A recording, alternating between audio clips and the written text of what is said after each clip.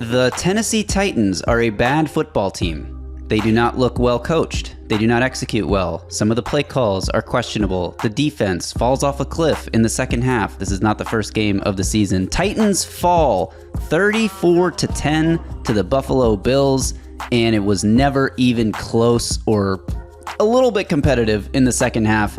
We're going to recap what went wrong for the Titans in this game, but more importantly, we're going to focus on the future and the rest of this season and beyond, because the season is over if you're a Titans fan. This is the Music City Audible. Let's get to it. Oh, welcome everyone to another episode of the Music City Audible podcast presented by Broadway Sports Media in partnership with 440 Sports. I'm Justin Graver. With me, as always, Justin Melo. And if you, the viewer/listener, are tuning in, wow.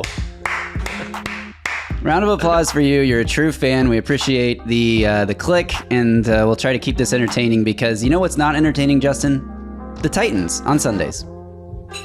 No, definitely not entertaining. It's funny. I think bite my tongue. I sent you a message in the first half or halftime, I think it was, saying this is probably as much fun as I've had this season watching them. And admittedly, I said the bar was really low. That changed in the second half, though. I don't know anymore which game has been the most fun game of the season. I don't even say the win because they just have to show up for that one. Yeah. Just terrible in the second half. Terrible might not even be the appropriate word, right? Like, I thought they did some good things early, like when they forced three and outs, Bills' first three possessions. First drive of the game, a couple of nice play calls, good designs. The first play, right? You're backed up on your own 7. They hit like the bubble screen to Josh Wiley when everyone in the stadium thinks they're running because you're backed up. So did some good things early, but there's just no excusing that second half, right? I think at one point before that final Titans drive, your game was over. It was a garbage time drive. They had gained 10 yards the entire second half on offense. I mean, that's really hard to believe, right? It really leaves you scratching your head. And at this point, I think we're all asking some tough questions of this regime and the quarterback situation. And, it's funny, like maybe I put myself in that camp, but this was not a good game. And look, you're playing the Bills, context, right? Really good team, perennial Super Bowl contender. With that said, not a good team for the Will Levis is the only problem camp, right? If you know what I mean. And I'll put my hands up and say, I still think Will Levis probably the biggest problem with this team, but you didn't have him today, and you go out and you still can't move the ball offensively. One of the worst offenses in the NFL, bar none. You hired an offensive-minded head coach, and you lose 34-10. What are they averaging on the season now? I don't know, but 13, 14 points per game, something in that, right? You scored 17, 10, 14 against the Packers. So, but that Miami game was a mirage. Outside of that, this is a team that's scoring 13, 14 points. It's worse than the Mike Vrabel, Tim Kelly offense. So just pretty bleak in Titans land right now. One thing I'll say about the offense that's sort of interesting, if anything is interesting about this team right now, is that the scripted play series have been really good. The Titans open every game with really good play calling, execution. They march down the field. They often score on one of their first or second drives, maybe third in this game, I think. But once you get past the 15 to 20 play mark for the game of the Titans offense, it's like everything falls off a cliff. It's like, I'm wondering, because a few things I want to talk about on this episode. Number one is Mason Rudolph. You sort of mentioned it there that this didn't look like a team that made any kind of substantial jump by changing the quarterback position. Like, everything is still extremely discombobulated. It feels like the run game still hits here and there, but got stuffed in key moments again this week, which has happened multiple times this season. You get into 3rd and 1, 4th and 1, 4th and 2, and try to pick it up on the ground, and you can't move the ball. But so that's one thing I want to talk about is the Mason Rudolph change here. And another thing is Brian Callahan bad? Is Brian Callahan a bad coach? Because right now the Titans look like a poorly coached team. And the thing is, the prep, the week leading up to it, when you design those first 15 to 20 plays and you figure out what you're going to open the game with, again, been really good. But in game, Brian Callahan has been horrid in terms of adjusting throughout the game, in terms of simple things like when to challenge. I think he's challenged 2 or 3 times this season, and it's like as soon as the flag comes out, it's like, why challenge that at all? You have no chance of winning this challenge. Even if you do, like the one play he challenged against the Colts, where it was like the difference between a 4th down or a 4th and half a yard. Like even the one play you might have won, which he didn't. was still a bad challenge because like Indy's just going to go for that and pick it up anyway. So I know it's way too early and the team doesn't look good. Like it doesn't look like they have good players at pretty key positions like right tackle and edge and even wide receiver. We thought this team was going to have explosive playmakers. Obviously the most important position, quarterback. So I know it's hard to like put too much on Callahan this early in his coaching career. Like it takes time to build a program and build a culture and all that stuff. Like I get all of that. But so far what I've seen is I have not seen a team that is being elevated by the coaching staff, which for all of the Vrabel warts and everything that went wrong towards the end of his tenure, one thing you could always say about Mike Vrabel's teams is that they played above the level of talent.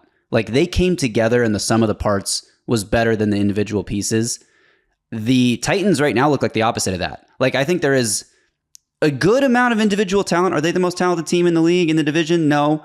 But there's good players on this roster, and none of them seem to be playing well. So that goes to coaching. So anyway, I'll hang up and listen, Justin. Yeah, I can't believe I'm going to be the positive one right now. And I don't want to say positive, but a couple things. I thought today's challenge made sense in the context of the situation because it's a desperation challenge, right? I think it was 17-10 when he made that challenge and that pass goes down to the goal line essentially. It's game over, right? If you lose that challenge. If you don't challenge it, it's game over. It's a complete pass, right? So I thought today's challenge made sense. As soon as I saw the replay, I was like, yeah, that's probably a catch. But they don't necessarily have the benefit of that. The one play he should have challenged this year is the one he didn't, which is the one Will Levis got hurt on. But anyway, keep going. Yeah, live, I thought there was a chance it could have been incomplete. So I understand the challenge. And the other thing I'll say is, the second half adjustments thing, it's horrid. And I do think he's got to take ownership of that, the third and fourth quarter, because when you're so consistently bad every single time, and they have been, right, every single game, they're so terrible in the second half, that's got to fall on him and fall at his feet. So I 100% agree there that he's been awful in game and he's been terrible in the second half, particularly. I'll say one more positive point before I throw it back to you. And maybe I'm a lunatic because I do not like this football team at all. But maybe we have different definitions. Poor coached. I don't think they're super poor coached. Like when I think of a poorly coached team, I think of like a Nathaniel Hackett Denver Broncos. And I know that might be the most extreme example ever, but I don't necessarily think – I think execution is consistently really bad. I think the worst part of Brian Callahan – but execution to me is not a poorly coached team. It's usually just bad players aren't good enough to execute. But which bad players aren't good enough to execute? Yeah, Nicholas Petit-Frere, sure. But like if Calvin Ridley's not catching a ball, that's a different story. But like, I don't know. It just feels like there's penalties that are too often, especially on special teams. Jeffrey Simmons on special teams. Jeffrey Simmons lining up in the neutral zone on a key 3rd and 1 where you get the stop. Like these are the little things that matter. And I guess what I mean by poorly coached is not like you're saying, like not a bunch of like, it's not like there's guys running into each other in the backfield, although that has happened on some run plays with pulling linemen and stuff. But I guess what I mean is like, I don't see Brian Callahan providing an advantage to his players with the coaching, with like something they identified on tape that schemes up a wide open person leaking out of the backfield or like first couple plays. Yeah. I feel like every game, the first couple plays, like I said, today there were some good ones. That's what I'm saying. The first 15 to 20 plays have been good all year long, but like you can't win a game in the first 15 to 20 plays. You win a game often in the last 15 to 20 plays as long as the game's close. And they've been so outside of the Miami game where they were just gifted random like penalties on the defense, Tyler Huntley being bad, like they were gifted things in that game that allowed them to get to 30 points. Aside from that game, like they get worse. The longer the game goes on, the worse the team gets in every single game this season, except for Miami. That's crazy. Yeah, 100%. And that's coaching. Yeah. No, you bring up a good point there. I want to quickly touch on the 3rd and 4th down. That was big. And before I go there, though, special teams, because we're not going to talk about it enough. No one talks about it enough. Did it matter in the grand scheme of things? Probably not.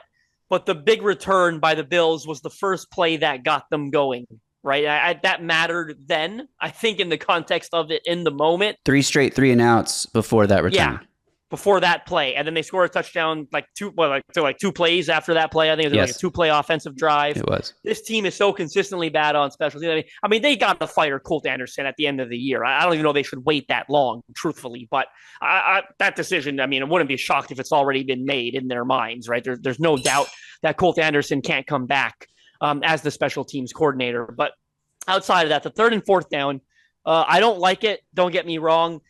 Part of me wants to. I don't want to defend it. I shouldn't say that because no part of me wants to defend it. But I'm an old school guy, so I could always understand the mantra of line up and block and run the football for a first down, right? But I think when you do, I think the problem that I have with it is if you're doing that on third, the way I would like to see it coached is, okay, we know if we're not getting it, we're going on fourth. A lot of coaches coach it that way. Yep. You know that, right? Yep. So I have a hard time thinking, okay, we're running it on third. We know if we don't get it, we're doing it on fourth, or we're going on fourth, but we're going to do the same thing again. I think that's my issue with it, right? Like I want to see the best coaches in the league. What they do in that situation is we're going on third. We're going to try to run it.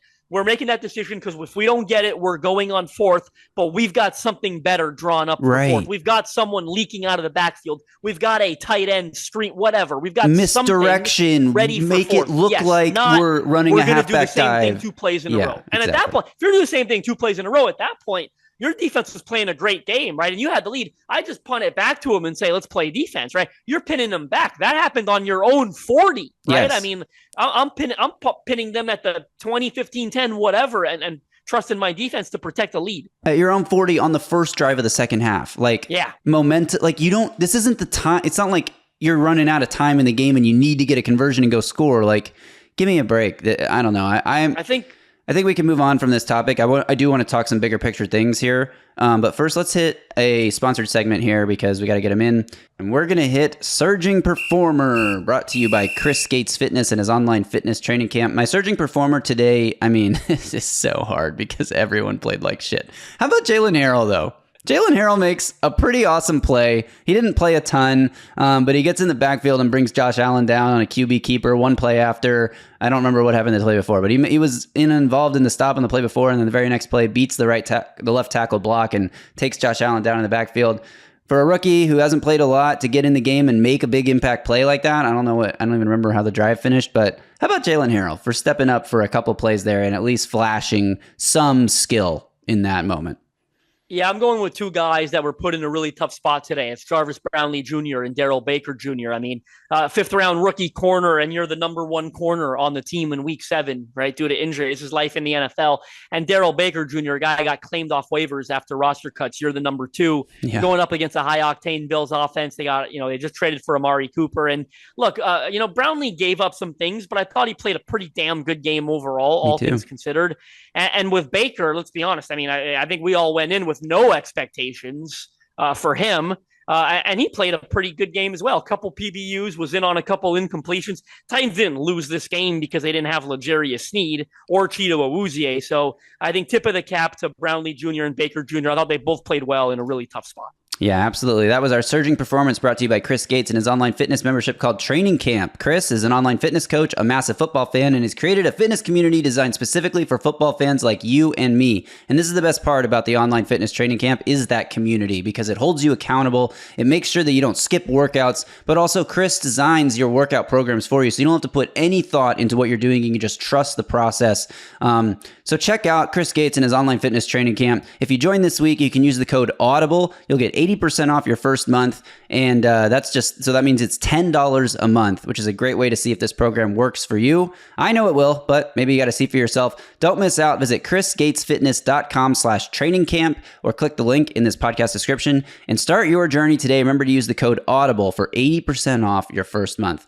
All right, Justin, let's talk about Mason Rudolph here because I definitely want to mention it. Not in this game necessarily, although we can touch on points from this game. I thought he made some nice plays in this game, plays that I don't know if Will Levis would make, like hitting the top of your drop, back foot, balls out, first down on a third down. Like that happened numerous times in this game, hitting Chigakonkwo in the first half. Yeah. Chigakonkwo, Nick Westbrook-Akina on one, Tyler Boyd a few times. Like there were some nice plays from the quarterback position, but overall the offense still stunk.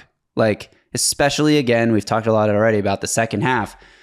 to me, it's not a situation where you're like if he had come in and done like an Andy Dalton did for Carolina, even though that only lasted 1 week, then maybe you start to think like, oh, what could this offense be like with a quarterback who's a little bit more experienced and a little bit quicker on his reads and his timing.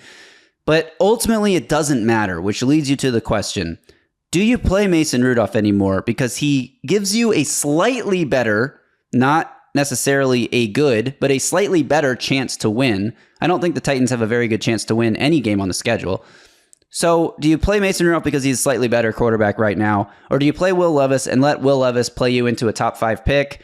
Or suddenly the light comes on for him and he turns things around and bang, you have your franchise quarterback. Like, I think it's worth sticking with Levis for that, because what's the difference between winning 5 or 6 games with Rudolph and winning 2 or 3 games with Levis? Like, neither quarterback's taking you to the Super Bowl. So as much as Will Levis has struggled, I still think as soon as he's healthy, you stick with him. Here's the depressing part no one wants to admit, and I like that I get to call you out on this because I don't blame you for what you just said. They're both playing them into a top 5 pick. Like, we've seemed to have this thought, like, Mason Rudolph gives them a better chance to win right now. They would win 5-6 games with Mason Rudolph as the quarterback. No, they probably wouldn't. Did you watch them today? They lost 34-10, right? Like, no, they're probably losing either way. To a great team, though. Yes, to a great team. I think for the most part, they're losing most games on this schedule, regardless of who the quarterback is. I think subconsciously, like, just tell us this in our minds. They could win 5-6 games now, but they're trying to figure out the future. No, they probably can't either way. Right? I think they're a terrible football team either way, which gives more reason to just put Will Levis back in there when he's healthy, right? I think, again, you saw the Mason Rudolph experience today. You saw if this offense went out there and lost 34-23, you know what I mean? 34-24, and you see the progress. Oh my God, they're definitely better with Mason Rudolph. We saw a couple of plays that he made, a couple of minor plays, 10-yard passes, literally, that he made that we don't think Will Levis would make, but we didn't see anything in the grand scheme of things that we thought, which was our overly positive mindset. Like, this team is definitely going to be better with Mason Rudolph. The crazy thing about Rudolph's game today, so he finishes with 215 yards, 1 touchdown, 1 interception, 25 of 40, took 3 sacks. At halftime of the Titans game, they're running, I have Red Zone on one TV, I got Titans on another TV, I got another game that I'm covering for Heed the Call on another TV. At halftime of the Titans game on the Red Zone, they put up the stats, they always do that, they put up like leaders of the day. And after the Thursday Night Football game, after the London game, so there's 4 teams that have played full games, and then it's halftime of the noon games. Mason Rudolph was 5th in the NFL in passing yards with like 150-something, 160-something. Finishes with just 215 in a game where you're trailing the entire second half.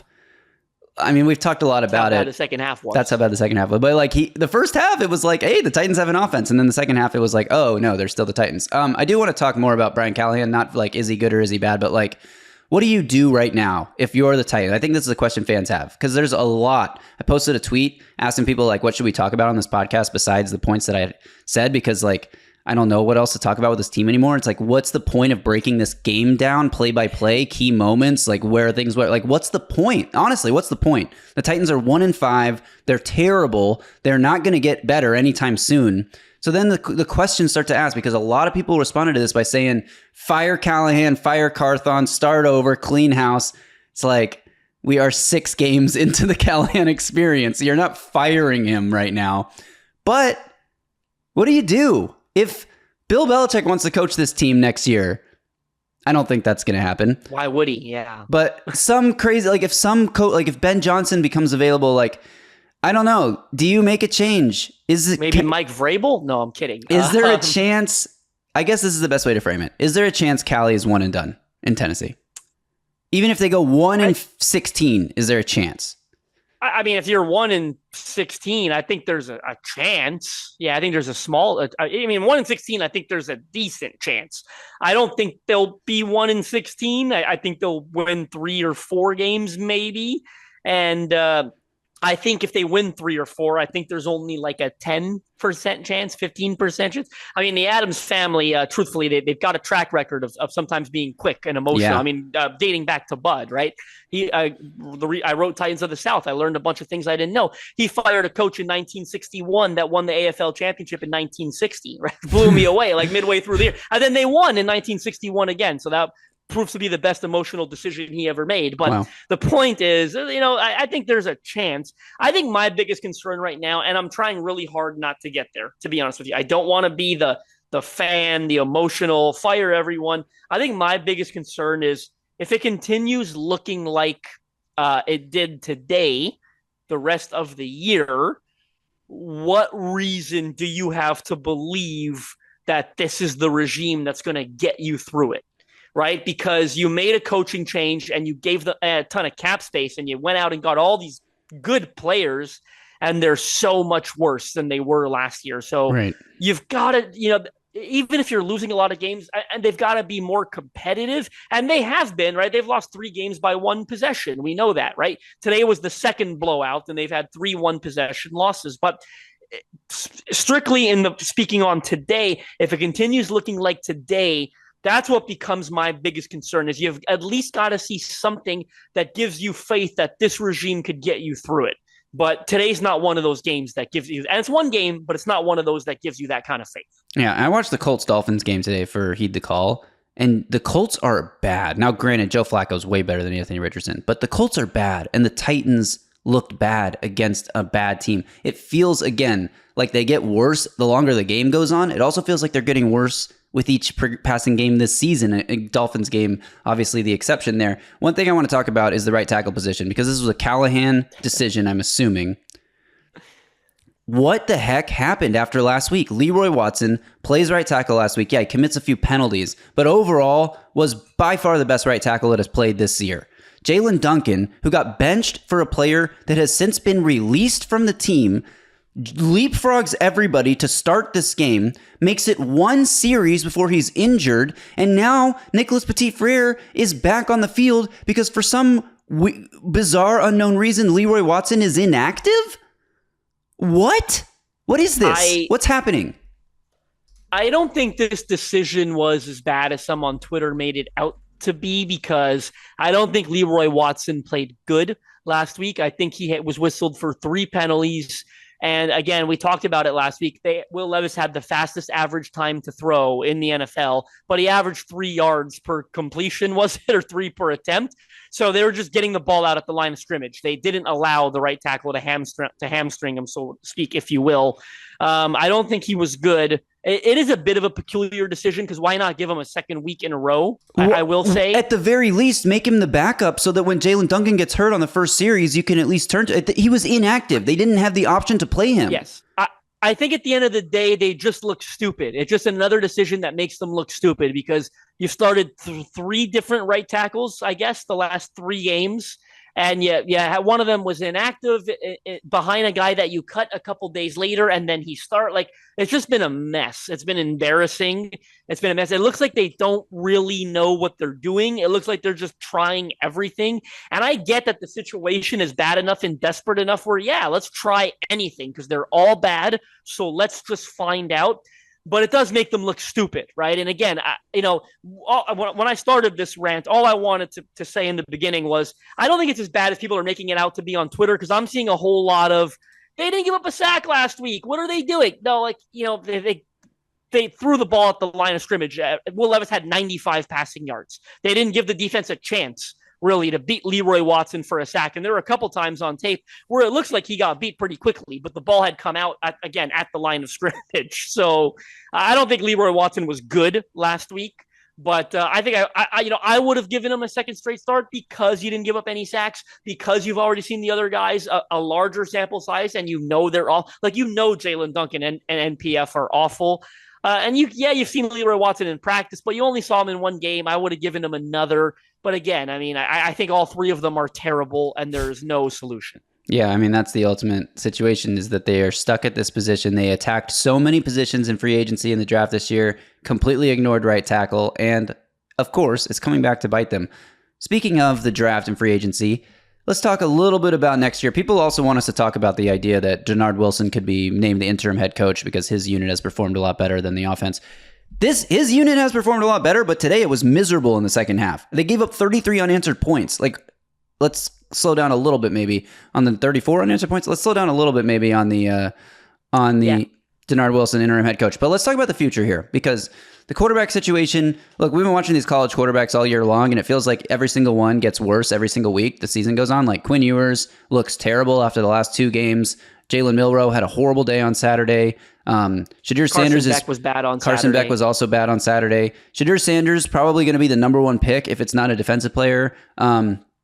And then who else? Cam Ward had a nice bounce back game, but it was against Louisville, so you kind of wonder how much stock he even put into that. And the only reason he's still throwing the ball in the fourth quarter is because Miami gives up like 37 points to Louisville, of all people. But I also think there are traits of his that concern me about translating to the next level. Like he makes boneheaded plays too, trying to make a play when there's no play to be made, the same problem that Will Levis is having. So I don't know if the 2025 quarterback class is where you go with this Titans team. I almost think you're better off signing like one of those guys, journeyman, holdover to buy you a year of competent quarterback play and get the locker room to buy in and make people think you have a chance. Because if you run it back with Will Levis next year, you lose the locker room immediately. Nobody, unless he shows unforeseen improvement down the stretch, nobody in the locker room is going to believe that Will Levis gives them the best chance to win, and then they're going to wonder why they're even putting their bodies on the line every week. So I don't think you can necessarily run it back with Will Levis next year. I think you try to sign one of these quarterbacks that you might be able to get in free agency and wait for 2026. But if you end up with a top 3 pick, Justin, you pass on quarterback. What do you think about these Georgia edge rushers? Now, I'm still wearing my Texas sweatshirt from last night. Watch Texas get destroyed by Georgia, mostly because those 2 edge rushers dominated what was supposed to be the best offensive line in the country. I'm salivating at the idea of getting Michael Williams in a Titans uniform. Well, I don't think this edge class has been as good as we thought it was going to be so far. And you could say that about almost every player in college football, to be honest. This is not a very good draft class. It's not at all. And I do think, I thought the Jalen Walker was even more impressive in that game than Michael Williams was. I think the race for Edge 1 is wide open. I think it could be Jalen Walker, to be honest with you. Like, it hasn't really been Michael Williams consistently. Well, he's been hurt. It hasn't been James Pierce Jr. Michael Walker's been hurt a lot of the year, and he's finally getting healthy, and he's like still playing a limited snap count and coming in mostly on third downs, but he made a huge impact in that Texas game. He's also, this is the first year at a new position, right? And there are some people that still think he might play inside at the next level from the conversations I have had. So there's a lot of questions surrounding him still. He's not the a foregone conclusion edge 1 that we thought he might be coming into the year. Same could be said about James Pierce Jr. with Tennessee. His pressure rate is outstanding this year, but he's not converting them into sacks, and you'd like to see production at the college level. So the interesting thing for the Titans is, where are they going to end up picking? I think that's number 1. And for me, I don't know if I'm forgetting anyone, but I think the 3 worst teams in football right now are in no order: the Titans, the Browns, and the Patriots. I think even the I'm sorry? Panthers? Yeah, I mean, yes, they're horrible as well. I think Andy Dalton's more competent than some of these other guys. But okay, those 4. Dolphins? I knew I was probably forgetting one. Sorry? Dolphins? I mean, until Tua was rumored to be coming back. And I didn't omit Jacksonville and the Giants. I think Jacksonville and the Giants are better than the Titans. I think the Raiders are better than the Titans as well. So, by the way, I started this to say Titans Patriots in 2 weeks in Nashville. Titans will be 1-6 most likely after the Lions game. That's probably going to be a pretty big game in the draft picture, if you will. So we'll see where that goes. I'm with you. I think Carson Beck and Quinn Ewers, I can't believe that both of them lost a lot of money in that game on Saturday, but it feels like they both did. I'm not a Cam Ward guy. I'm not a Milroe guy. I think Sanders is by far the most talented quarterback of the bunch. I don't think it's particularly close. I could see him hitting. Yes, you've got to question some of the stuff with his dad, and there have been instances where, the press conferences come off, not like you'd like them to, or he's throwing a teammate under the bus. He makes excuses, yada, yada, comes off a little immature. Then you wonder about is it a diva-like personality with him? How much is his father going to influence things? I think he's the best quarterback in college ball. If the Titans are comfortable with those things, from a talent perspective, I would pull the trigger on him if I got a chance to draft him. You just can't wait till 2026 and assume you're going to be bad. What does free agency look like? It's Sam Darnold, and then it's like the best Andy Daltons and Joe Flacco's. If those guys don't retire, like they might retire, right? So it's like, and that's if Minnesota doesn't want to re-sign Sam Darnold, right? And I mean, you think they hand over the reins to JJ, but I guess we'll see. They're playing so well. So for me, yeah, I do not like this draft class. It's very early. I mean, we're about midway through, but Sanders is the only one I think I would even consider right now. And I know that comes with questions, but I think he's pretty good on the field. We're taping this during the afternoon window, the later window. Andy Dalton has 2 interceptions in the first quarter, just so you know. Oh, well. Yeah, I mean, I agree with you overall. I think if the Titans can end up with the number 1 pick, you take Shedeur. Otherwise, I think you'd address edge unless, I mean, I don't know if one of these wide receivers is going to be a top 5 type of guy. Tet McMillan from Arizona, maybe I don't know. I don't like any of them. Travis Hunter, maybe a top 3 pick. Well, Travis Hunter's outstanding. I'm eating chocolate because the Titans suck, so nice. Bear with me. I'm looking at Tankathon right now, 2025 NFL draft order. That's right. It's week 7, and I'm already looking at Tankathon. Titans right now, if the season ended in the middle of these afternoon games, would pick 4th overall. So not a bad place to be. And I think that's a good segue into I'll Drink to That. Sponsored by Sinkers Beverages in East Nashville. And here's what I'm drinking too. You're eating a brownie or chocolate to cheers with. I'm drinking coffee at 2 p.m. because that's life. And I'll drink to that. So here's what we're going to drink to, Justin. We're going to drink to, number 1, the Titans getting the top 5 pick. That's a cool thing. But let's drink to other activities you can do on a Sunday afternoon instead of watching this miserable, miserable team. The first thing that comes to mind for me is literally anything else. Literally anything else would be more fun than watching the Titans. But if you got to get away from football, like first is put Red Zone on because you're going to get a lot more entertaining football around the league. But if you're like, I got to step away from football altogether because it's too painful, I totally get that. I think one thing you could do right now, this time of year, carve some pumpkins. Head to the pumpkin patch, bring a friend, bring a loved one, bring a lover, whatever you got with you. Walk around a pumpkin patch, get some of that nice crisp fall air in your nostrils, smell the smells of the outside, pick out a nice pumpkin, bring it home, and carve, whatever you want into the face of that pumpkin. I think that's a fun Sunday activity that will not put you in a terrible mood. Or stab it, pretend it's the Titans and be like, you guys suck, and just carve the crap out of that pumpkin. No, there's a lot of fun stuff. No one here is listening from Toronto, probably about 5 or 6 of you, but head over to Chudley's Apple Farm in Toronto, pick some apples. They've got fresh cider, great liquor on tap, some pretty good food. What's the other one? There's Chudley's Apple. I'm asking you like you know. There's Chudley's Apple. That's the one in Milton. There's another one. Oh, Downey's. That's the pumpkin patch. Downey's Farm is pretty fun. Look these places up, people. There's a lot of Downey's Farm's got the best pumpkin donuts I've ever had in my life. So there's a lot of fun fall activities, especially if you're out here in Toronto. None of you are, but maybe come visit. Book a flight to Toronto on a Sunday. Come out here. Yeah. Make sure it takes off at 1 p.m. Eastern, so you definitely miss the game. There's no chance you're going to catch it by accident.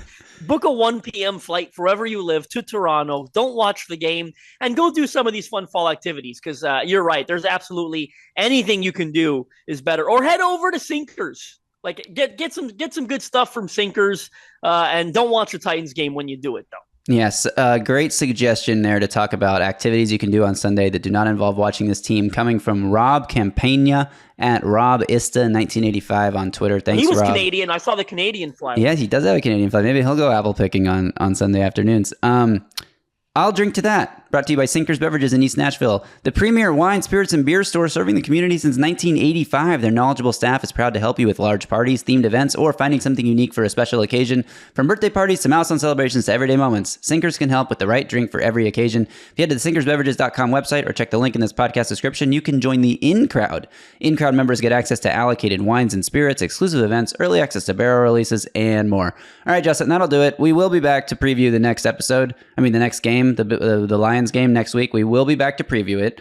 We don't want to. We have no interest in talking about this team anymore, but we have sponsor obligations we have to fulfill. So we will be back next week, even if nobody's tuning into this podcast anymore. If anyone is still listening, we really appreciate you. Of course, we appreciate you more if you're watching on YouTube. Make sure to subscribe to the channel. Leave a comment below. Like the video, I guess. I don't know, Justin. I'm like running out of steam with this team this season. Last season, if you remember, Justin, the Titans were so bad, we stopped doing preview episodes. We're like, what's the point?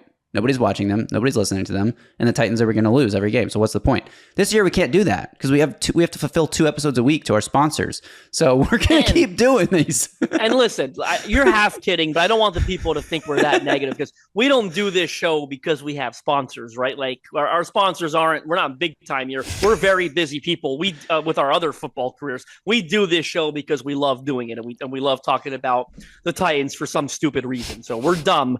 We're not doing it for sponsors. We're stupid. That's why we do it. But we love the Titans, unfortunately. We'll be back to preview the Lions game. As you love the Titans, unfortunately. It's why you're watching.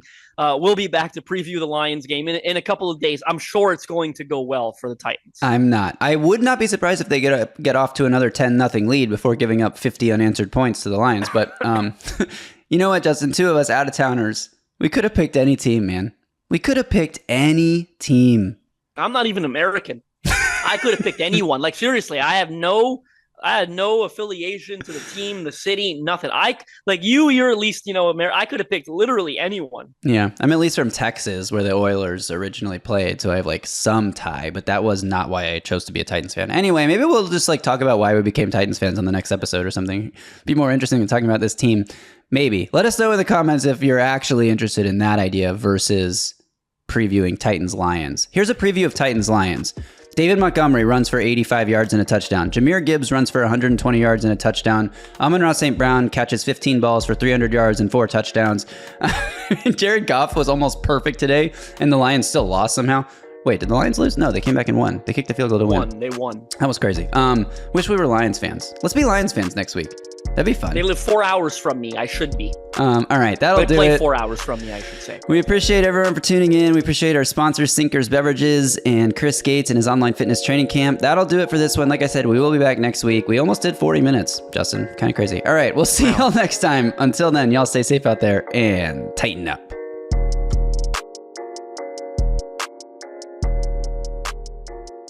A Broadway sports media production.